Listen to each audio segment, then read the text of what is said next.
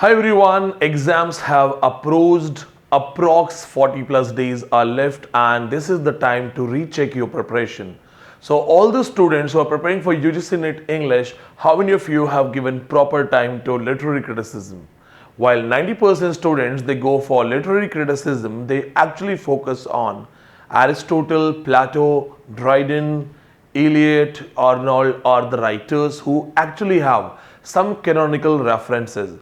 But most of the students who are preparing for UGC NET English exam take some writers lightly. For example, either it's Philip Sidney, it's Ben Jonson, Alexander Pope, or Horace. Yes, I'm going to talk about one of the finest writer who made a blending of Platonic ideas and Aristotelian ideas and developed the theory of writing poetry, writing tragedies, writing literature. Along with these things, do you know that most of the terminologies, the terms which have been asked in NET exam from literary criticism are actually taken from Horace? Yes, the writer who looks very simple to you, the writer who does not get proper attention by teachers, by students, is actually an important writer. So watch this video to the last minute because every minute is important. It's exam time and today I'm going to tell you all important details about Horace, his famous work Ars Poetica and important key terms. So let's start with this thing. As you can see it on the screen, we're going to talk about 10 key terms for Horace. We go for some basic description and the terms. So very first thing I would ask all of you to write down certain points as this is very important for you. Ab hour means from the starting, or we can simply say from the beginning. But do you know that there was a question in NET exam that this is from the starting, then what is in medias res? So what I'll do, I'll zoom the pencil so that it's visible for you and see in medias res, from the middle. My friends, both of these terms have been coined by Horace. It's very important thing when you write a story. Some writers write the story from zero level. Ab ovo means from the starting, from the beginning. But Horace also talks about that there is also one more way to write a story. You can start the story from the middle. Means there is no need to go for the proper story. You can simply start the story from the middle. For the best example, I will tell you, it's Hamlet. When Hamlet starts, the murder of King Hamlet has already taken place. In fact, his ghost is roaming around. Even in Paradise Lost, when it starts, the fall of man has already taken place. In other stories like Tempest, when it starts on an island, the cheating with Prospero has already been done. So technically, when the story starts from the middle. So what you have to remember here, take the notes, don't forget ab ovo and just opposite of ab ovo in medias res. Very, very important for you.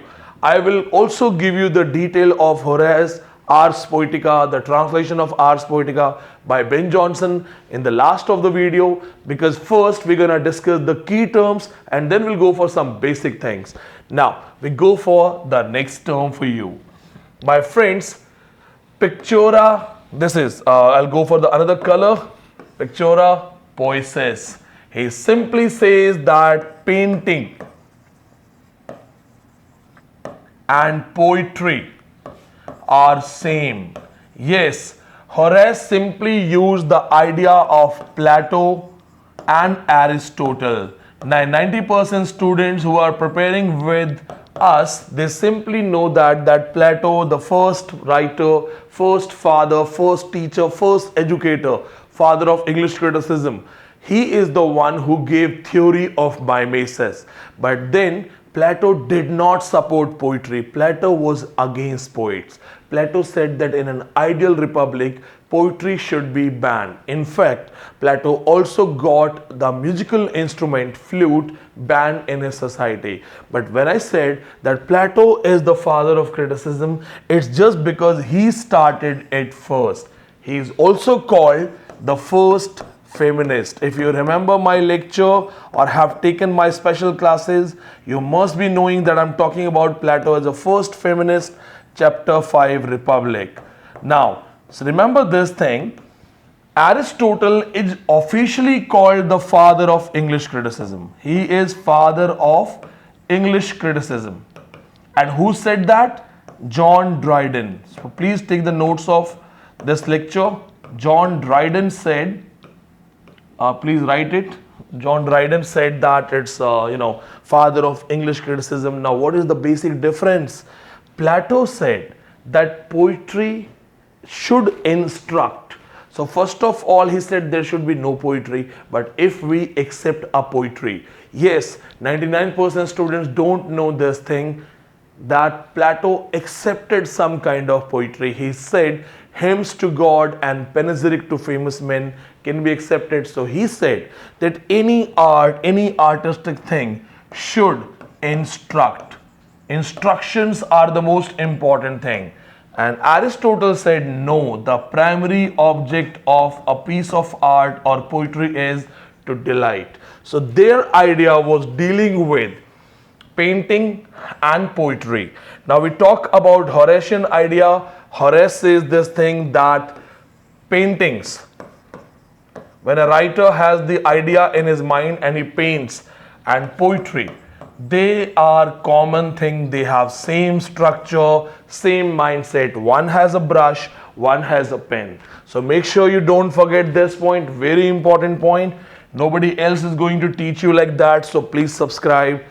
Decorum, very important from NET point of view, has been asked in NET exam. It's very important. Decorum is the perfection of writing. We can also call it appropriateness of writing. Appropriateness means the great thought of the writer must match great expression. So great thought must match great expression. That is called decorum. Decorum is a balance. When the teachers ask you to maintain decorum, discipline of writing. And what is the discipline of writing? The discipline of writing is quite simple. The great thoughts must match your great expressions. Friends, this has been asked in NET exam. Don't forget this. It's very important. Now go for the next one. As we can see this, or I'll take you once again back to this side. If you want to know that can we say that decorum has again used, it has been used by other writers? Yes.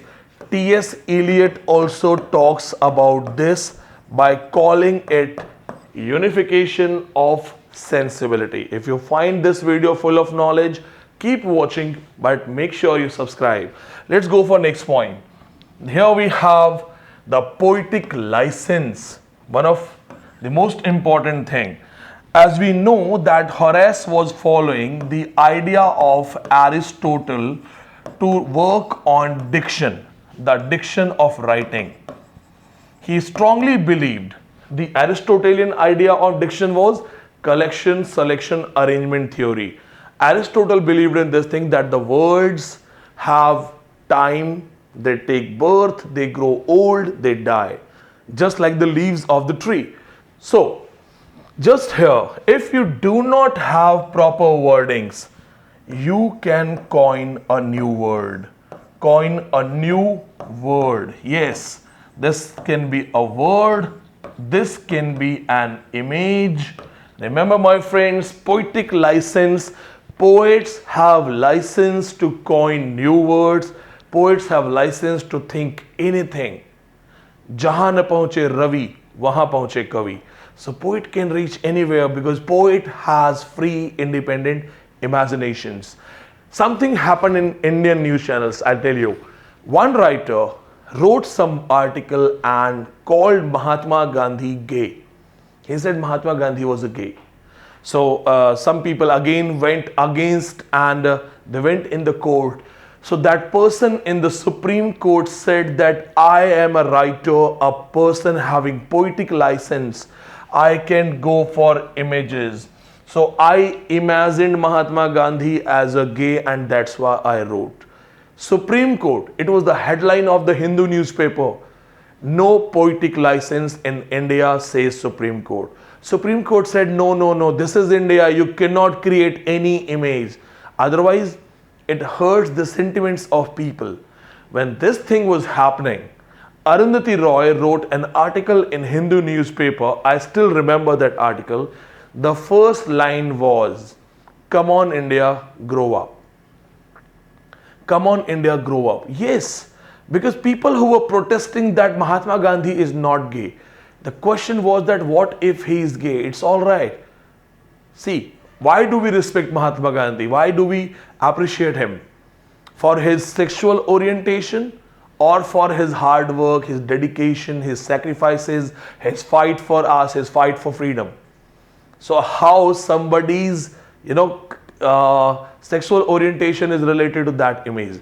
Anyway, that is off the topic, but being a university professor, I keep connecting things. Delhi University broadened my mindset and I keep talking about these things. So let's go for the next point. You can also share your ideas in your comments. Purple patch, again a question which has been asked in that exam. Very important question, दोस्तों ये पढ़ के जाना. Horatian idea. Horace simply said that when you write literary things or you write some paragraph or drama, some writers willingly make a mistake. They use unnecessary literary devices in one particular paragraph. So if one paragraph has all the literary devices, it becomes kind of gaudy, something that doesn't look good. It becomes I can simply say rough patch, some rough patch. So what happens to your notebook when you use excessive ink? When you're writing something and you use unnecessary ink, you write down something, it becomes purple, it leaves a mark. Horace says that thing, that when you are writing something, do not use unnecessary literary devices in one paragraph only. Means if you know literary devices, they should be used in proper way. But you should not show your talent by taking all the literary devices and mixing up in one paragraph, because that paragraph is called purple patch. We go to the wedding, we take one plate, and how does it look when we have mixed all the kind of vegetables, sweets, fruits, chapatis, everything fixed in one plate? It looks gaudy. So that's what he says, that using literary device, you should always have a balance. The language, the definition of Aristotle's tragedy concept, he simply says that tragedy is embellished in a language with each kind of artistic ornament being found in several parts of the play. That's what he says, that we must avoid purple patches. And friends, it has been asked in exam, very important. This video alone can prepare you with Horace. No need to read Horace separately. एक video अकेला काफी है आपके लिए. Carpe diem, very important for everyone. Remember this thing. This is a philosophy which means this is the last day of your life. Live it like that. Last day of your life. Live it like that. How will you live your last day of your life? If you get to know that you have just 2 hours left, what will you do? Somebody will say, sir, I will eat my good food. Somebody will say, I will go to Goa. Somebody will say, in fact, yes, write in the comments. I would love to read your mindset. What will you do if you get to know that this is the last day of your life? This philosophy, Carpe Diem philosophy, it says seize the day, live the day. This is the last day of your life. Take every day like that. How many of you remember the famous Bollywood song Jindagi Ek Safar Hai Suhana, Yahan Kal Kya Ho Kisne Jana, and he says just live it. That's the thing here. If you remember my lectures or you already have studied these things separately, I must tell you the carpe diem philosophy comes in to his coy mistress, where the lover is asking the beloved to get intimate, and he says that had we burned the world enough, oh lady, this coyness were no crime. He says let's love each other because we're gonna die. So that's very important philosophy, don't forget it. And Robert Herrick has also wrote a poetry to the virgins to make the best of time. That's very, very important. Go for next one. This is utility and Dulce is happiness.